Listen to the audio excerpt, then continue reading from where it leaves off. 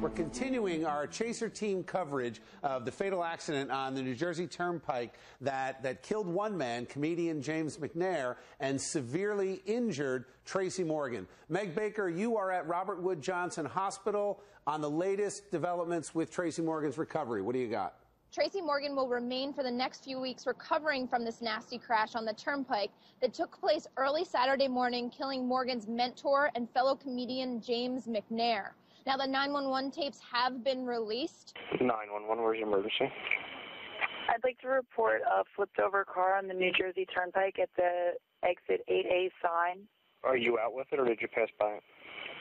I'm right at where the service road crosses over. I'm not a part of the accident, but the accident is right in front of me. Now, yesterday they said that an encouraging sign is that Tracy Morgan is much more responsive after he had surgery on his leg. In regards to the driver, Walmart has released a statement saying that Mr. Roper was not working for 24 hours. He was operating within federal hours of service regulations. So it seems that with Walmart's statement, they're basically saying that they are claiming that, hey, look, we were following the law, and as far as it pertains to laws about driver safety, we followed it, he did, but the personal responsibility on Mr. Roper is based on whether or not he had been up for 24 hours prior to that. I understand, though, social media is blowing up on this. Jessica, what do you got? Celebrities took to Twitter and social media to reach out and hope for his safe recovery. Joan Rivers tweeted out this photo with them together. There's also been an article, Puff Daddy reached out to him. Jimmy Fallon mentioned something about his accident recovering on his show. I wanted to mention real quick, as you probably heard, our good friend Tracy Morgan was in a terrible car accident over the weekend. He's such a great guy, so funny. We love him so much. So Tracy, our thoughts are with you and your family. Get well soon, buddy. Guys, we're joined by Judy Franco. Judy, you're the co-host of the Dennis and Judy Show on New Jersey 101.5. Yep. Thanks for joining us on Chasing New Jersey. Thank you. Thanks for having me. So, Judy, I understand your listeners, this is the main subject of conversation, this terrible accident involving Tracy Morgan. The New Jersey Turnpike, when it was first built, was considered a marvel of modern engineering. The best road, I know, it's hard to believe. Best road in the world. We were the apple of everybody's eye with that road.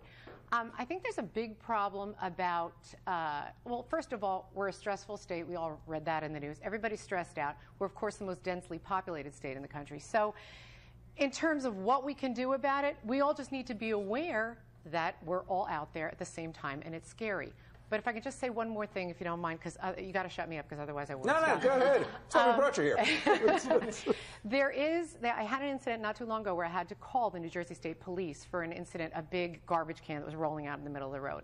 Nobody came and nobody cared. So I maybe think the reaction time has to be a little better for some of these emergencies as well. That could be an issue. Judy, are your listeners, are they offering solutions, or are they just ranting and they're upset? What? They're both. My listeners love to rant, and so do I. Right. But I will tell you one big thing that bothers our listeners, and this comes up day after day about every road, whether it's 287, which is the second worst road in the state, or the Turnpike, and that is that people ride the left lane and don't understand that the left lane is for passing. That causes so many accidents.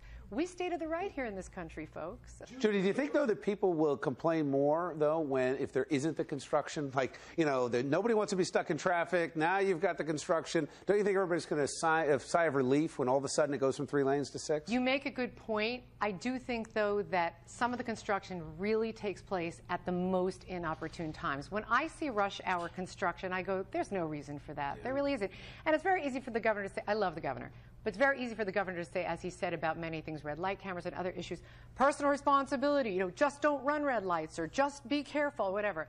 Obviously, there are issues that are bigger than just personal. Well, ultimately, you have to be responsible for yourself, and you got to pay attention when you drive. Of course. 10 to 2 on New Jersey 101.5. Be there or be square. Thanks for joining us. Thanks for having me. You bet.